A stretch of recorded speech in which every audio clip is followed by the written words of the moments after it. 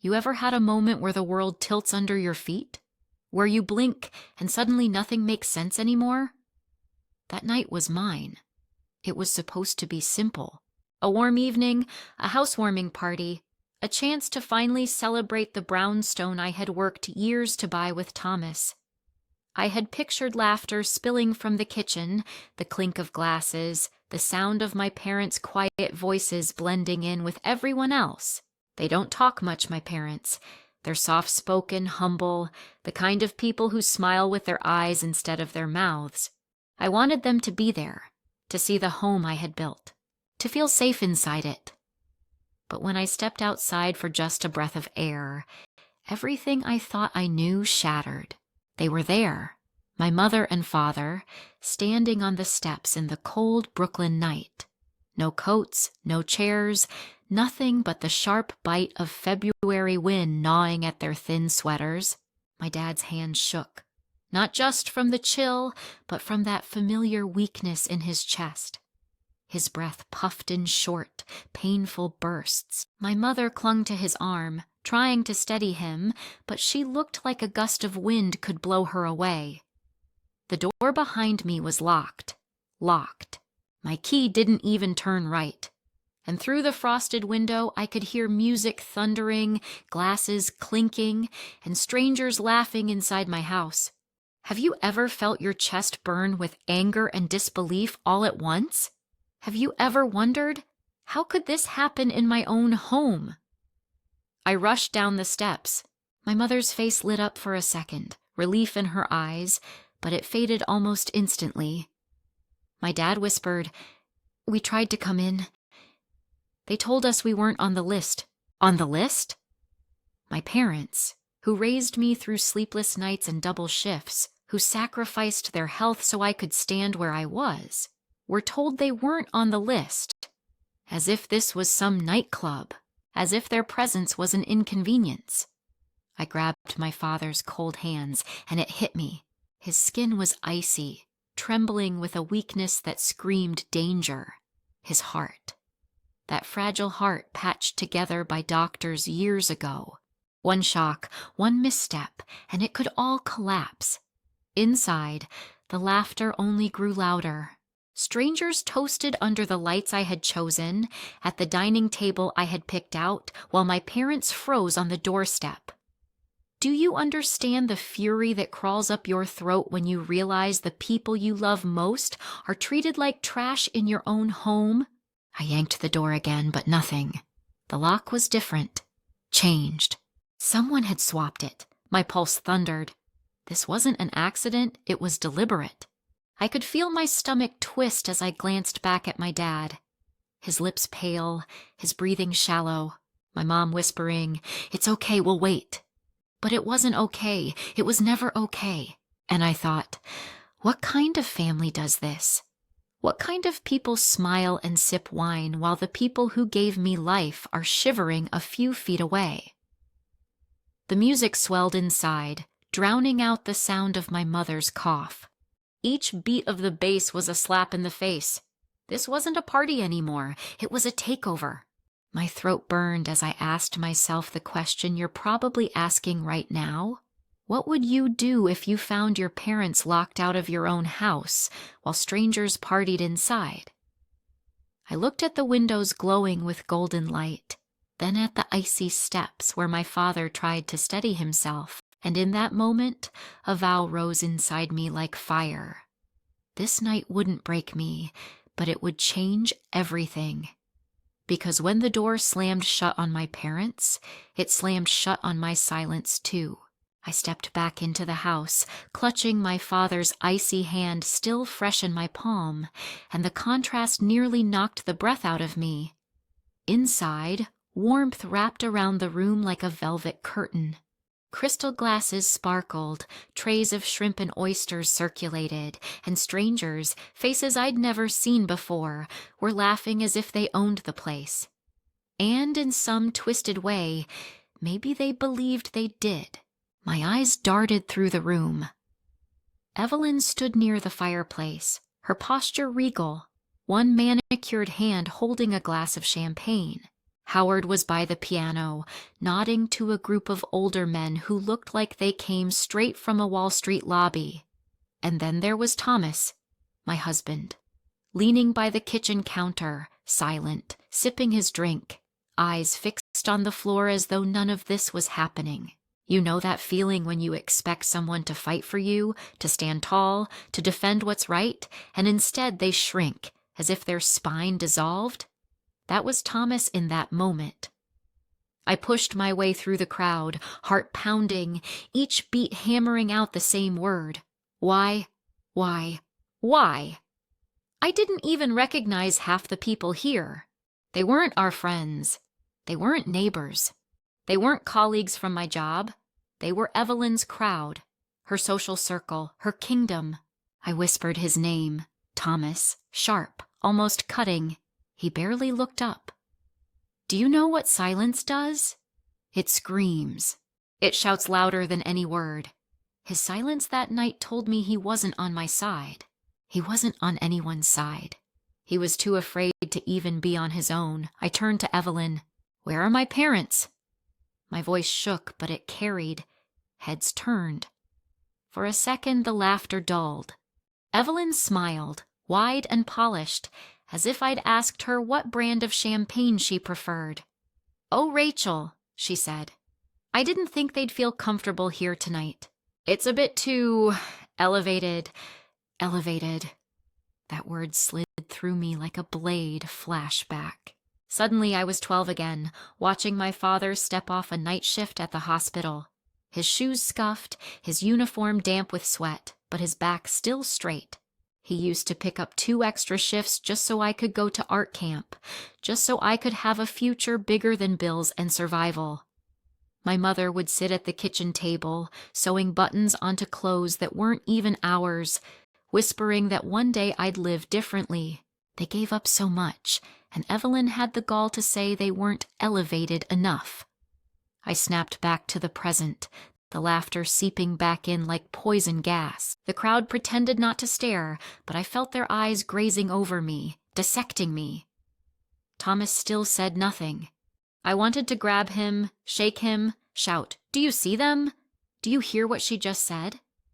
But he stared at his glass like it was a script he had to memorize, and in that moment, something inside me shifted. My anger wasn't just about the humiliation, it was about the realization. They didn't just want to embarrass me. They wanted to erase me. They wanted this brownstone, this party, this life to be theirs, and mine only as decoration. I clenched my fists, nails digging into my palms, and looked Evelyn dead in the eye. My parents deserve to be here more than anyone in this room. My voice didn't shake that time, but she only raised her brows and tilted her head, as if I'd spoken out of turn at her banquet. The music swelled again. The moment passed. People laughed, trying to ignore the crack in the mask, and I stood there, boiling. You ever stand in a room full of people and feel completely alone? That's what it was. My husband absent, my parents outside, my in-laws in control. And then it hit me. This wasn't my party. This wasn't even my housewarming. It was theirs. They had hijacked everything, turned it into a showcase for their power, and in that realization, a thought carved itself into my chest. If they can throw my parents out tonight, what else can they take tomorrow? That's when the fury turned into resolve. I wasn't just fighting for a seat at a table. I was fighting for my home, for my parents' dignity, for the very ground I stood on. So I ask you, what would you have done, standing in that room, surrounded by strangers who looked at you like a guest in your own house? Because that night, I knew the fight was only just beginning. Silence has a weight. It presses on your chest until breathing feels like labor. That night, it wasn't just the silence of my husband. It was the silence of an entire room, a silence that said, "We don't see you, we don't care." And then my father collapsed. I can still hear it. The sound of his knees hitting the icy concrete outside, muffled by the bass booming from inside. My mother's cry cut through the music like a blade. I ran. barely felt my feet on the floor. When I reached him, his body was curled, his chest rising in jagged, shallow bursts. His hand clutched mine, trembling. His lips parted, but no words came. You know that sound when a heart struggles? A staggered rhythm, like a drum missing its beat. That was my dad's breathing, and in that moment I thought, this is it. This is how I lose him. Dad! Stay with me, I begged, fumbling for my phone with frozen fingers. My mother knelt beside him, whispering prayers, rocking back and forth. Call 911, I shouted at Thomas through the door. But the music drowned me out. Nobody opened it. Nobody came. I dialed myself, my voice cracking as I gave our address. Minutes stretched into hours. Sirens finally pierced the night. Paramedics rushed him onto a stretcher. His skin was pale, his body fragile under the harsh ambulance lights. I stood frozen on the sidewalk, watching the doors slam shut. That ride to the hospital was the longest of my life. Inside the ER, machines beeped, monitors flashed, doctors shouted orders. I held my mother's hand, but I couldn't stop shaking. The guilt gnawed at me.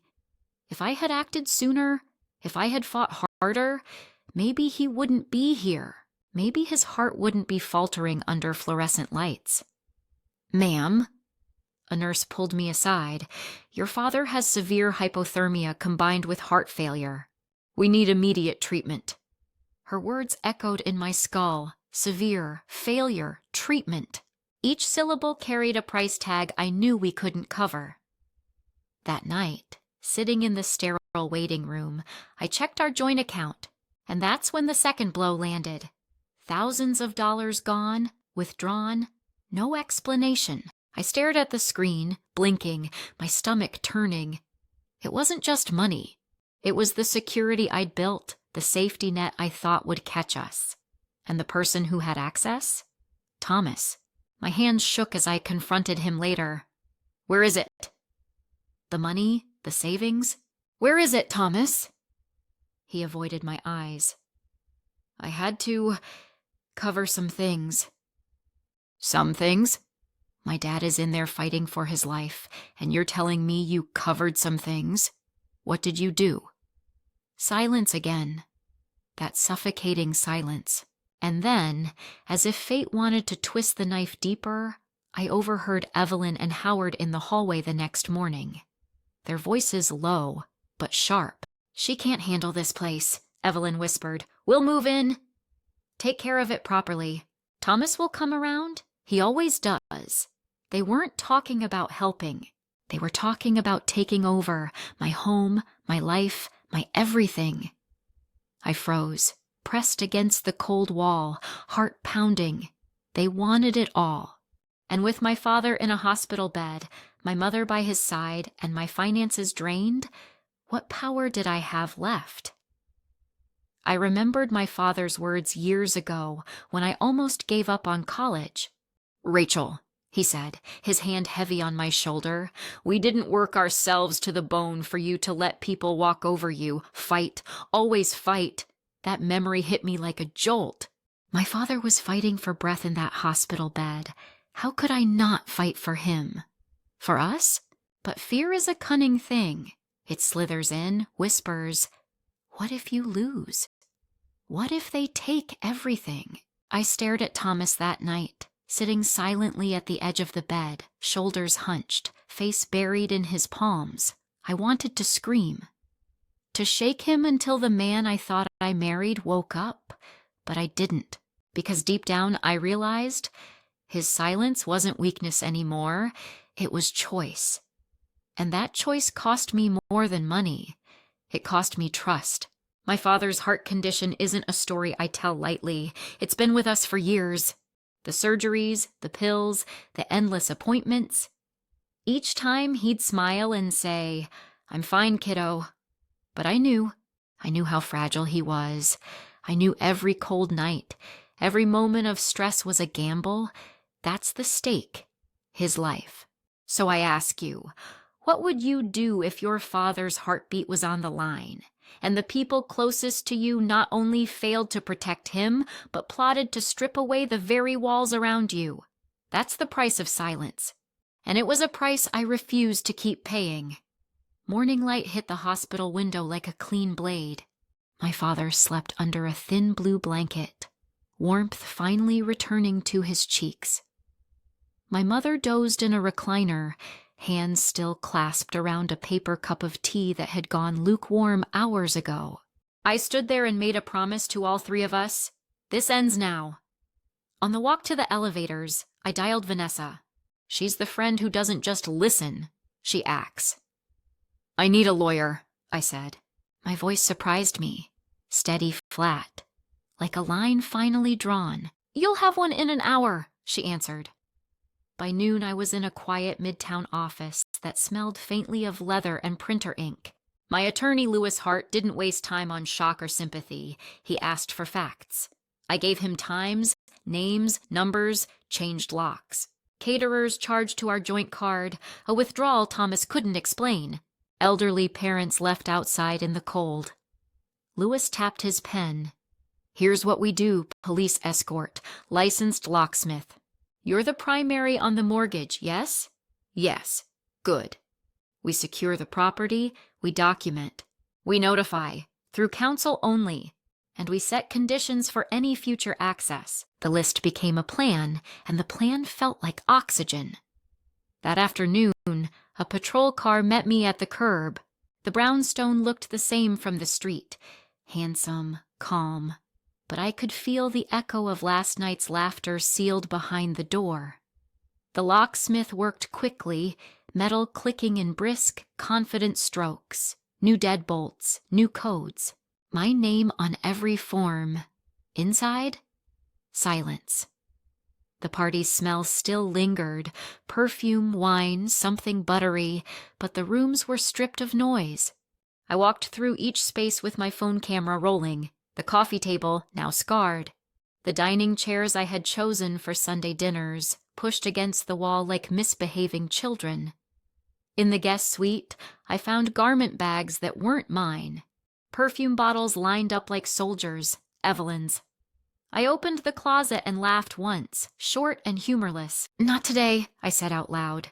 The officer by the door lifted an eyebrow, but he didn't ask. He didn't need to. Lewis's paralegal arrived with a thick envelope. Inside, a letter of demand and a meeting notice. Medical expenses to be reimbursed in full. All unauthorized charges to be returned within 48 hours. Any modifications to the property to require written consent from both owners.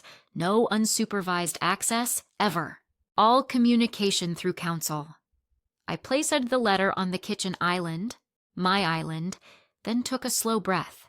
For the first time in days, the floor under me felt solid. Thomas texted, "Where are you?" I typed back, "At home." Then I added the only sentence I could live with. "We'll talk with my attorney present." The meeting happened the next morning in a glass-walled conference room that made everyone honest.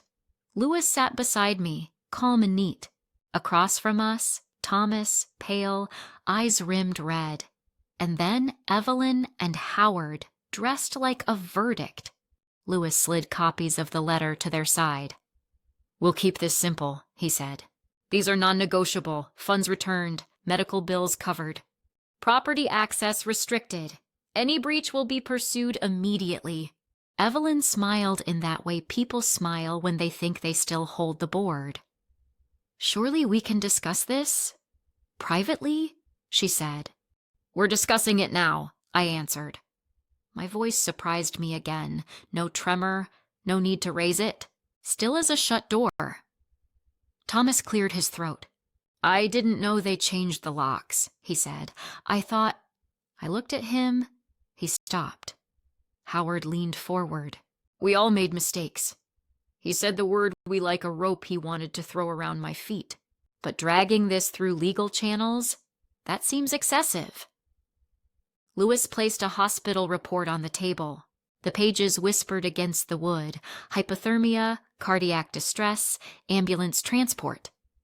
He let the facts sit there, heavy and unanswerable. "What seems excessive," he said, "is locking vulnerable elders outside a home they were invited to. Silence. The real kind this time, the kind that shifts power." Thomas swallowed. "I'll return the money," he said quietly, "and the card charges I'm sorry." Evelyn turned to him, eyes flashing. "Thomas!" He didn't meet her gaze. He looked at me. "I'll cover the hospital bills." My throat tightened, not with pity, but with a clean kind of relief, an action. At last, Lewis nodded. "We'll need copies of the transfers by close of business tomorrow and signatures on the access agreement today." Howard sat back, jaw tight. Evelyn studied me like a painting that wouldn't resolve. Then she lifted the pen, one signature, then another. The ink looked permanent. Afterward, Thomas asked to speak to me alone in the hallway. The air smelled like toner and coffee. He was trembling, just slightly, as if all the scaffolding that held him up had finally collapsed. "I've booked therapy," he said. "A family dynamics specialist starts this week." I waited. "And I'm moving into a short-term rental for now. You deserve space." "I'll send the transfers tonight." He rubbed his forehead. "I was wrong, Rachel." I let them decide everything. I didn't even see it happening. I'm sorry. Apologies are easy. Accountability is the work. But in that moment, I saw something I hadn't seen in months. A spine, maybe borrowed, maybe shaky, but present. I nodded. "Do the work, then we'll talk." Back at the brownstone, I opened every window, let the cold, clean February air pour through the rooms and push out what didn't belong. I wiped the coffee table until the wood felt like itself again. I set fresh sheets in the guest suite, smoothing the corners with the same care my mother would use. The house was still wounded, but it was breathing. That evening, my parents came by for a few quiet minutes. No party, no noise. Just the soft squeak of their winter coats and the hum of the radiator. My dad moved slowly but steady, a knit cap pulled low on his brow. My mother carried a Tupperware of soup, because mothers never arrive empty-handed, not even when they're the ones who deserve to be served. "We don't need to stay," my mother said, already glancing toward the door, trained by years of not wanting to burden anyone. "Yes, you do," I said. "You need to see this place warm." We sat at the kitchen table. The same table strangers had leaned on 48 hours earlier, leaving rings from their glasses. I'd scrubbed those away. I made tea. My father sipped and sighed, the kind of sound that tells you the body remembers safety. "I'm proud of you," he murmured. "You did what needed doing." It landed in me like an anchor. Permission to stop apologizing for defending what matters. Vanessa texted a photo of the wire confirmation, then another of the card reimbursements. Then, finally, a scan of the signed access agreement. Each ding was a small restoration. Not everything fixed, not yet. But order returning to a house that had been held hostage by other people's appetites. That night, I locked the new locks and stood in the foyer, lights low, palms against the cool plaster. The brownstone seemed to exhale. I did too. I thought about Thomas's therapist, about boundaries drawn in ink and enforced in action, about how peace isn't a gift people hand you, it's a perimeter you protect. For the first time since the door had refused my key, I slept. And I'll be honest, I woke up believing the worst was behind me. The money returned, the papers signed, the locks changed, the line drawn. I thought it was over. But I was wrong. If you were me, would you have trusted the quiet or kept your guard up? Tell me in the comments, because what came next was louder than any party. 3 days of quiet lulled me into thinking the storm had passed. Then the doorbell rang at 7:14 a.m. Na in the storm walked in wearing a navy coat and a neutral smile. "Rachel Moore?" he asked, already reaching into his satchel. "Yes." He handed me a stiff, official-looking packet and stepped back, 2 feet on the stoop, as if the paper might explode. "You've been served." The door clicked shut behind me. The house felt colder than the street. I pressed my palm to the envelope like it might pulse. The seal cracked, and words I had never imagined for myself lined up in black. Complaint, elder endangerment. The wall clock ticked, slow and loud. I read the first paragraph again and again, each time feeling my body separate, head floating, feet anchored. According to Evelyn's lawyer, I had knowingly failed to provide adequate care to vulnerable family members, prioritized social obligations, and created conditions of negligent exposure that resulted in medical intervention. If you've ever tasted metal from rage, you know what happened next. My mouth, my throat, my chest, all tin. I texted Lewis one word. Served. He called within a minute. "Don't respond directly to anyone," he said. "Send me everything." His voice was steady, but I caught the way he paused after elder endangerment, like a driver spotting ice. While his team started combing through the filing, I opened my laptop to distract myself and made the mistake of opening my email. Subject lines blinked like tiny alarms. Concerned about optics. Quick check-in. Are you okay? Press inquiry. Statement requested. What press? For a house party. Then I saw the link. An online neighborhood forum, the kind with lost cat posts and porch pirate warnings. A user with a floral profile picture had written, "Sad to see a daughter forget her elderly parents at her fancy party. Hope everyone's okay." Replies stacked like cards. "Heard the father is in the hospital, shame." Another, "If she can't handle family, maybe that house is too big for her." And then a blow from a different angle, a client's assistant, polite but pointed. "Given recent developments, leadership wants reassurance you'll be fully focused." "Deliverable timeline unchanged?" I typed a reply. Deleted it, tried again, deleted again. How do you assure people you're okay when your name is being mispronounced by strangers who've never met your father and would never recognize him in a grocery line? My phone buzzed. "Vanessa." "Breathe," she said. "No hello, because friends who've sat with you in ERS don't waste syllables. Lewis will crush this." "But we have to handle perception too." "Perception?" I asked, almost laughing. "My dad almost—" "I know," she said softly. "I was there. But the internet wasn't.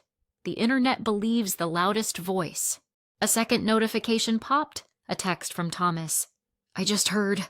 I'm so sorry. Do you want me to come by?" I stared at his message. 2 weeks ago, I might have typed yes on reflex.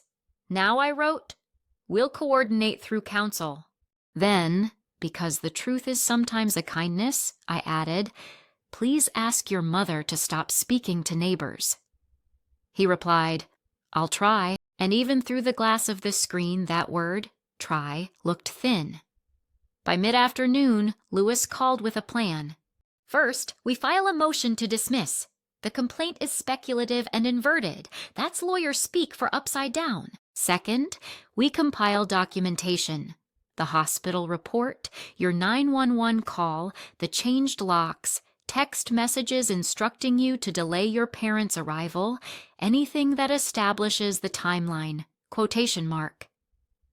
I remembered the valet who told me the driveway was full, the caterers I didn't hire, the back door that wouldn't open.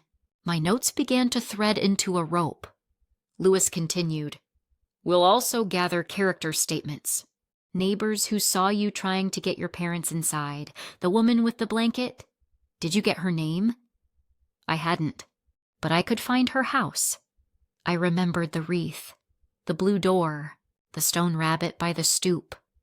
My mind had been a camera that night, even if my heart didn't know it.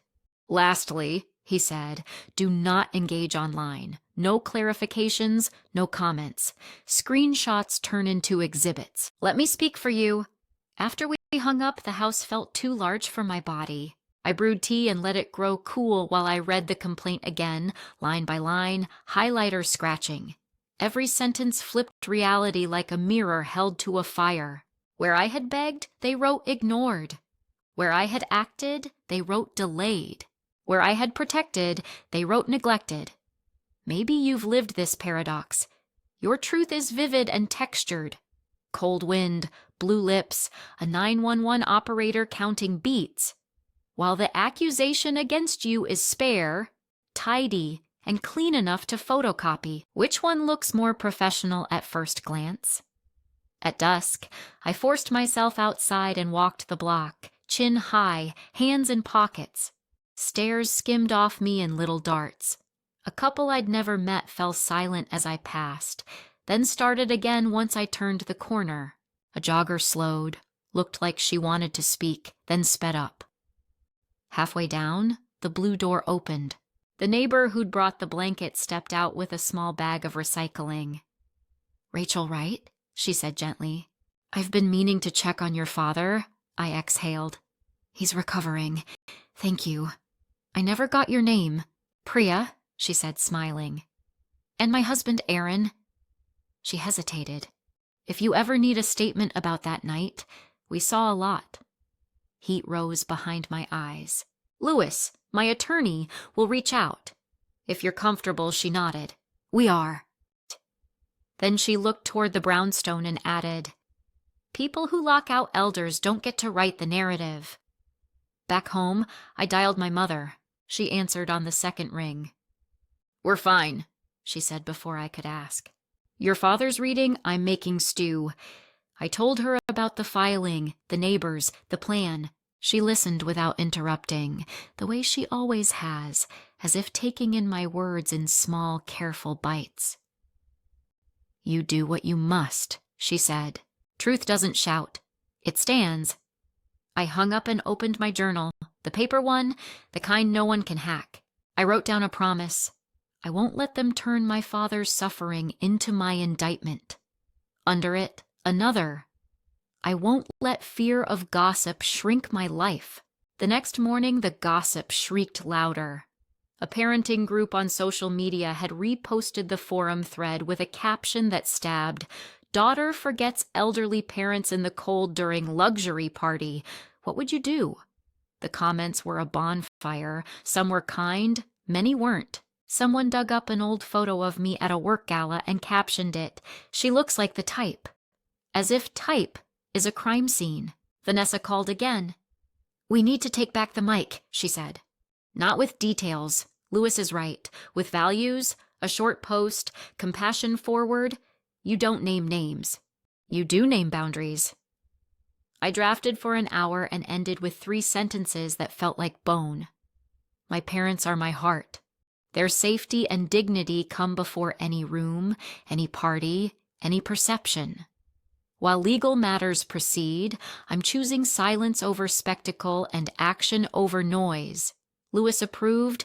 We posted. Nothing explosive, not a clapback. Just a stake in the ground. The comments under that one were smaller, quieter, but a few neighbors messaged privately, offering to speak.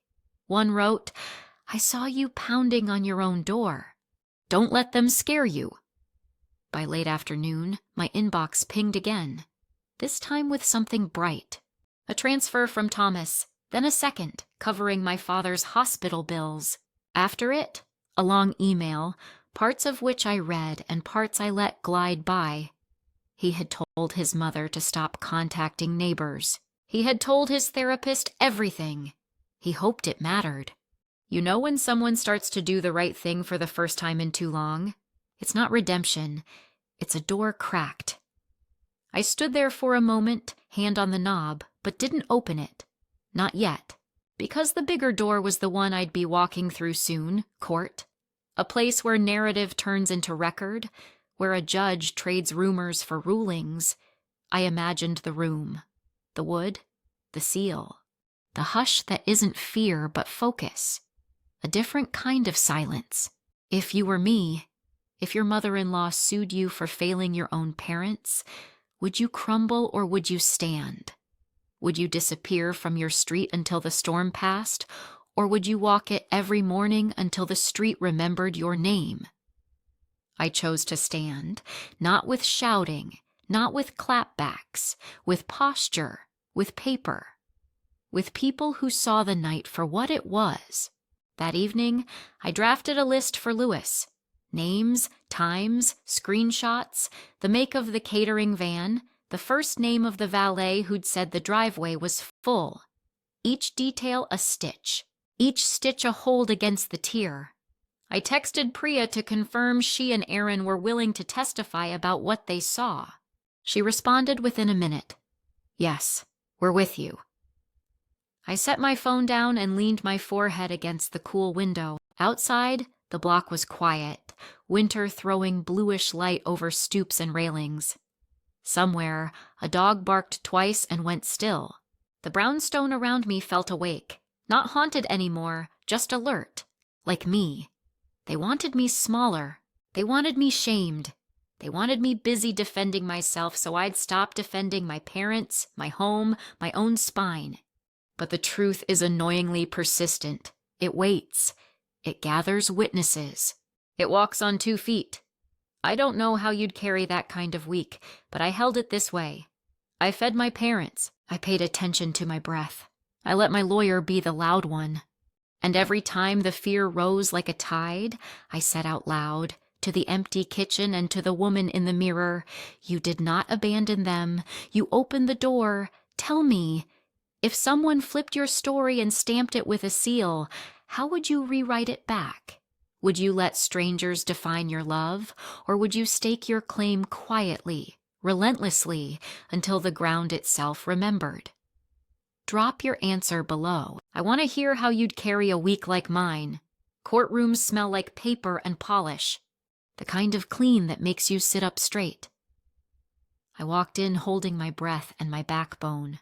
Vanessa squeezed my shoulder. Lewis nodded once, a small signal that said, "We're ready." Evelyn was already seated at the petitioner's table, navy suit pressed within an inch of its life, pearls like punctuation. Howard sat beside her, lips a hard line. Thomas took the second row, hands clasped, eyes moving between us like he was trying to hold 2 skies apart. We rose, we sat. The clerk read the caption, "More versus more." How strange to hear yourself become a headline. Their lawyer started first, smooth voice, gentle cadence. Words arranged like flowers to disguise the thorns. He painted a careful picture, an extravagant party, an overwhelmed hostess, elderly guests forgotten in the cold. He said regrettable a lot. He did not say lock, exclusion, or choice. I kept my eyes on the judge. She listened without blinking. She had a calm that made people tell the truth by accident. I liked her immediately. Lewis stood.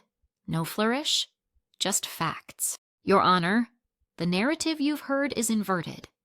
We will show that Miss Moore did everything to admit and protect her parents, while the petitioners orchestrated both the event and the exclusion.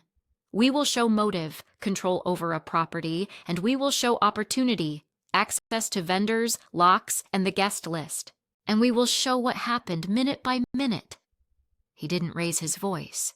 He stacked the words. They held. Evelyn took the stand. She swore the oath like she'd written it herself. Their lawyer guided her through the script. She dabbed her eye at the right line, said she was heartsick, that an evening of celebration had turned into medical crisis, said she feared for the elders under Ms. Moore's care. She looked at me once, the way you look at a stain you can't remove. Lewis rose for cross. "Mrs. Green." He used her maiden name, per records, a small pinprick of truth. "Who hired the caterer?" She blinked. "I coordinated." "Who hired the valet?" "I may have suggested." "Who changed the locks?" Silence gathered like fog. "I don't know anything about locks," she said finally. Lewis kept his eyes soft. "And yet the key Ms. Moore used that evening did not work. You were already inside. You had directed vendors. You had possession of schedules. You controlled the guest list? He paused. Did you control the door? I did not, she said. The pearls shivered. He nodded, as if that answer belonged to a set he had already solved. He pivoted. You stated you were concerned for the elders. Did you at any point step outside to check on them? Her mouth made a small O. I assumed they were comfortable. In February, in Brooklyn, after dark. She swallowed. There were shawls. Where? In the hall closet. So inside. A murmur rose and fell like a quick tide. The judge lifted a hand. Quiet returned in one breath. Howard testified next. He was all clipped nods and compressed sentences. He said unfortunate 3 times. He said miscommunication. He did not say control. He did not say power. Lewis's cross was a scalpel. Mr. Green, did you tell the valet to prioritize our guests and hold the driveway otherwise? I don't recall. Do you recall telling the doorman not to admit unlisted parties without your approval? Security issues. It's a nice home. Not your home. Howard's jaw tightened. It's where our son lives. And where our client is the primary on the mortgage, Lewis said, placing the deed on the ledge for the judge. The paper made a soft, decisive sound. We broke for 10 minutes. I drank water that tasted like pennies. Thomas came over but stopped short of touching my arm. I told them to be honest, he whispered. I told them truth doesn't need their permission, I said, and surprised myself by how even that sounded. When we reconvened, Lewis called me. My knees steadied once I sat. He led me through the timeline, the calls, the knocks, the door that didn't open, the 911 operator counting heartbeats with me, breath by breath. My voice almost wavered there, not from fear but from the memory of cold air burning my lungs. Their lawyer tried to make me look like a hostess gone vain. Would you say the event mattered to you? He asked. Yes, I said, because it was supposed to be for my parents. He tried again. You were distracted. I was interrupted, I said. There's a difference. Then Lewis called Priya. She told the court about the blanket, the stoop, the way my father's hands shook, the way I pounded on the door. Rachel kept saying, open. Let me in, she testified. I heard it twice. Vanessa smiled at me, quick and small. 2 other neighbors spoke, a delivery driver. The valet, subpoenaed, admitted he'd been told to hold the driveway for family, and when pressed, defined family as the petitioner's guests. The slip hung in the air like a flag you can't unsee. Then Lewis said, Your Honor, with the court's permission, the respondents seek to introduce a short video retrieved from a residential security camera. We have provided a copy to petitioner's counsel. For a breath, everything slowed. Even the fluorescent lights seemed to dim. My heart counted time, 1, 2, 1, 2. The judge glanced at the screen tucked beside her bench. Foundation? Witness Priya Kumar can authenticate the camera location and angle, Lewis said. Recorded automatically at 7:38 p.m. Timestamp matches 911 call records. Fua. The judge turned to the clerk. Let's see it. And then silence. Not the clumsy kind. The kind you can hear. The kind that tightens a room and pulls everyone forward as if the truth itself had mass. No one coughed. No pages turned. I felt the soft tick of the wall clock become a metronome for my breath. The screen came alive. Grainy but clear enough. The brownstone steps, streetlights turning the winter air a cool silver. My parents at the top step, bundled together like a single fragile shape. The door opening a crack. Evelyn's face in the wedge of light. Her hand raised, palm out. My mother speaking, no audio, just the shape of words you know, please. Evelyn shaking her head, the door closing. My father adjusting his scarf, my mother rubbing his hands. The door opening again, wider this time, a sliver of music spilling, Evelyn again. This time she points, not inside, but away, down the steps, off the stoop. My mother flinches. The door shuts. The video ended. No music in the room. No whisper. Only the small, surprised inhale of someone in the back row who hadn't expected to see what they'd heard rumors about. The judge looked at Evelyn, not a glare, a long level gaze that says, "I saw that." Louis didn't move for 3 beats. He let the silence do what argument never could. Then he spoke, low and clear. "This is not neglect by my client. This is exclusion by the petitioners." What happened next? Hypothermia, cardiac distress, was the predictable outcome of a door that should have opened and did not. Their lawyer stood too quickly. "Your Honor, this could be taken out of context." "Context?" the judge said, arching an eyebrow. "The context seems to be February." A ripple of restrained laughter, then stillness again. Evelyn asked to speak, against her counsel's whispered plea.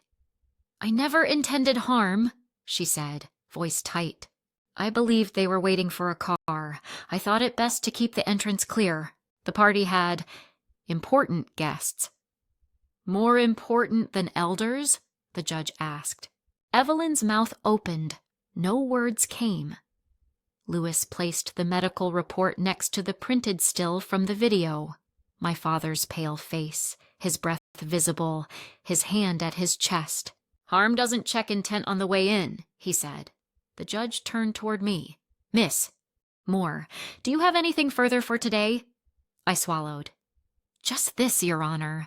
My parents were invited to their daughter's home. They tried to come in. They were turned away. Everything else flows from that."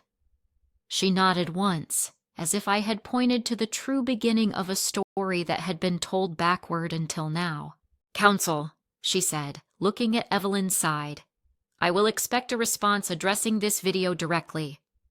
I will also expect you to advise your clients to avoid speaking about this matter in the community." She shifted her gaze to my table. "And you, limit public commentary. This is the place for facts." "Understood," Louis and I said together. We broke for lunch, hallway buzz, shoes on tile. A printer humming somewhere behind a glass door. Priya touched my elbow. "You okay?" she asked. "I will be," I said. Thomas stepped forward, his voice a rasp. "I didn't know." "I swear I didn't know they—" "Then learn," I said softly. "Learn what happened. Learn what silence costs." I didn't say it cruelly. I said it the way you hand someone a mirror. Back in the courtroom, the judge set deadlines, motions, responses. A second day for witness continuation, nothing final yet. Not a victory speech, but the air had changed colors. The petitioner's table looked a shade smaller. Oars felt anchored. As we packed up, Vanessa leaned in. "You felt that, right?" "The room shifting?" "I did," I said. "And to you, yes, you listening to this, I want to plant a small flag here. There's a moment in every fight when the noise quiets and the record starts to write itself. You don't always get fireworks. Sometimes you get a grainy clip, a judge's eyebrow, and the sound of a story turning around. Have you ever felt that hinge? The second when truth steps into the light and doesn't blink?" We walked out into cold sun. The courthouse steps gleamed. I pulled my scarf tight and filled my lungs with city air that tasted like metal and possibility. We weren't done, not by a long shot. But for the first time since the night of the party, I didn't feel like I was banging on a locked door. I felt like the key had been found and placed, carefully, in the right hand. If you were standing on those steps with me, what would you say to the version of yourself who still doubts her memory? Would you tell her to hush, or would you tell her to hold the line and let the tape speak? Drop your take. I'm listening. The second day in court felt different before it began. The city had that thin spring bite, sunny, but the wind still kept a hand on your collar. I walked up the courthouse steps with my file pressed to my ribs and the odd sense that the building already knew my name. Vanessa fell in beside me. Lewis was a step ahead, reading while he walked, lips moving, pen ticking like a metronome. Inside, the same room, the same seal, the same lacquered wood. But the weight had shifted. You could feel it in how people whispered, in how the clerk's eyes flicked from our table to theirs and back again. Truth changes the temperature. We sat. The judge entered. The bailiff called us to order. I folded my hands, and for the first time since all of this started, I didn't have to force my breathing. It found its own pace. Petitioners went first. Their counsel looked older overnight. He cleared his throat and tried to sheath yesterday's video with language. Misinterpretation, unfortunate angle, momentary confusion. He spoke as if vocabulary could sand down a hinge caught on the frame. The judge's face did not move. "Counsel," she said evenly, "do you dispute that the person in the video is your client, Mrs. Green, and that she gestures for the elders to leave the immediate area of the door?" He paused. "We do not dispute identity, Your Honor. We dispute intent and context." "And the context," she said, "was February." He sat. There was no more air in that argument. Lewis stood. He didn't replay the clip. He didn't need to. He stacked what followed: the 911 transcript, the hospital record, the valet's memo he'd pried from a company inbox that morning. Whole drive for family guests per H plus E. H and E, not R, not me. Then he did something simple that felt like grace. He held up a photo of my parents at my high school graduation. My father thin but smiling, my mother in a floral dress, chin lifted. He didn't sermonize. He said, "These are the elders we are talking about. They are not abstractions." He set the photo down, paper, wood, sound. Petitioner's counsel tried one last angle: concern, propriety, the chaos of a busy door. He splayed his hands, marriage of convenience between apology and accusation. But the room no longer bent toward him. It stood upright. The judge leaned forward, fingers steepled. "I have reviewed the filings, the exhibits, and the testimony presented across both days," she said. "I find the petition is unsupported by the facts in the record." She looked at me, then at Evelyn. "The respondent's motion to dismiss is granted." Time didn't stop. It took a breath. "Furthermore," she continued, "the video and corroborating testimony raise separate concerns unrelated to this petition. I am referring the matter to the appropriate agency for follow-up regarding potential elder abuse." Her gaze held on Evelyn, not cruel, not triumphant, just steady. "This court expects families to safeguard their most vulnerable, not to weaponize them." A sound left me, quiet, rough, almost like a laugh that remembered it was a cry. Vanessa squeezed my fingers under the table. Lewis exhaled once, like a door soft closing. Evelyn stared at the bench, face gone porcelain. Howard's jaw moved as if chewing something that had turned to grit. Their attorney shuffled papers he no longer needed, and behind them, in the second row, Thomas lowered his head into his hands. Not in show, in undoing. We rose. We sat. We signed. The clerk stamped the order, the way thunder answers lightning. Case dismissed. In the hallway, the world came back in muffled sounds. Heels, printers, a far-off laugh, the vending machine's coil releasing a bag of chips. Priya met us by the window with Aaron beside her. "We're glad," she said simply. "Your parents okay?" "Better," I said. "Better today." Thomas approached carefully, a man asking a house if it might still call him by his first name. "Rachel," he said. His mouth worked. He swallowed. "I believed them more than I believed you." I can say it scientifically. 10 reasons, 20 childhood patterns. But that's the sentence. I didn't rescue him. I let the sentence stand. "I told the truth on the record," he added. I told them I changed, I booked therapy, I'm going. I don't expect a ribbon for it. I want to spend the rest of my life unlearning whatever made me stand still while you pounded on a locked door. I nodded once. Good, I said. Keep going. He took a breath. May I say something publicly? Not details, just, I want to stand next to you where it counts. Talk to Lewis, I answered. We'll craft something that doesn't feed the fire, he nodded. For the first time in months, he didn't ask for forgiveness like a coupon. He asked for a job. That mattered. We stepped outside into the square, sun on stone, pigeons in a jittery triangle near the bench. Reporters gathered near the curb, not many, but enough to sting. One called my name, then another.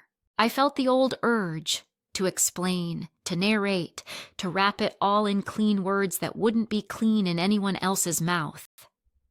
Lewis touched my sleeve. I've got it, he murmured, and walked forward.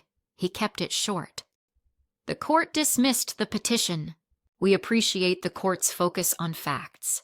Our clients ask for privacy and encourage everyone to reserve judgment when families face private pain in public. No victory laps, no gasoline, water only. Back at the brownstone, I set the court order under a magnet on the fridge. An ordinary magnet, the free kind from a plumber, holding an extraordinary weight. My mother wiped a corner of the countertop that was already clean. Habit, comfort. My father lowered himself into the kitchen chair with a careful pride, as if the chair might also feel honored to do the job. Done? He asked. Done, I said. He nodded like a craftsman checking a joint he knew would hold through winter. Good. Eat, he added, and I laughed for real this time. The body remembers joy as surely as it remembers cold. Night came early, as it does when your bones are tired. I walked the house with a lamp, touching what had been touched by strangers. The banister, the bedroom door frame, the little scratch in the corner of the sideboard I had been meaning to oil. The house felt like itself. Not perfect, not untouched, just honest. A message pinged. Thomas had posted a statement, coordinated with Lewis. I stood silent when I should have stood up. I'm committed to repairing what my silence cost and honoring boundaries moving forward. Please respect our family's privacy. He didn't use my name. He didn't center himself. He did the thing. It wasn't fireworks. It was a beam set where a roof needed one. I opened my journal and wrote 3 things I want to remember if I ever doubt myself again. Doors tell the truth you can't spin. Did it open or not? Boundaries are love with edges. They don't punish. They protect. Justice isn't a speech. It's a posture, held until the record catches up. You asked for the feeling, so here it is. The exact second it settled in my chest, not triumph, not revenge, relief. Relief has a taste. Rain after static. Relief has a temperature. The first warm room after February stares. Relief has a sound. Your father's laugh when the kettle clicks off and nothing hurts. I know some of you will ask if I forgave Evelyn. Forgiveness, for me, isn't the point you jump to because you're tired of carrying anger. It's a door, too. It opens when safety is real and accountability has hands. Right now, the investigation is theirs to carry. My job is my line. And Thomas? Change is a verb. I will watch. Not like a guard, but like a partner who finally insists we build a house with weight-bearing truths. He will attend therapy. He will keep his word. We will revisit the blueprint when actions have matured into structure. If they don't, the line holds. If they do, the line becomes the frame. Maybe you've been here, in your own way. Maybe not a courtroom. Maybe a kitchen table or a boss's office or a sibling's porch. Maybe you stood alone for a while, hair wet from the weather, hands shaking from the door that wouldn't open. If you're there now, I want to tell you what I wish someone had told me sooner. You don't have to shout to be heard. You have to stand where truth can find you. It might arrive as a grainy clip and a steady judge. It might arrive as a neighbor with a blanket. It might arrive as your own voice saying no once and meaning it forever. Before I end, I walked those steps one more time tonight, opened the door, turned the deadbolt that is mine to turn. I stood on the stoop and looked down the street, winter giving way to something softer. I thought about the party that wasn't a party, about the lawsuit that wasn't about care but control, about how a house becomes a home when a line is drawn and honored. So I'll leave you with this, and it's not a trick question, not bait for comments. It's a hand offered. What line do you need to draw to make your home again? Maybe it's a boundary. Maybe it's a sentence you've practiced in the mirror. Maybe it's a door you decide only you will lock and unlock. Tell me below. Not because I want a tally, but because someone reading might need your words to get to their day in court, their kitchen, their office, their room where paper and polish become a promise. My father finished his tea. My mother folded the dish towel into a neat square. The brownstone hummed, a low, honest hum. I turned off the lamp, and for the first time in too long, I didn't brace for a sound I couldn't control. The house and I breathed together. The line held. The night held.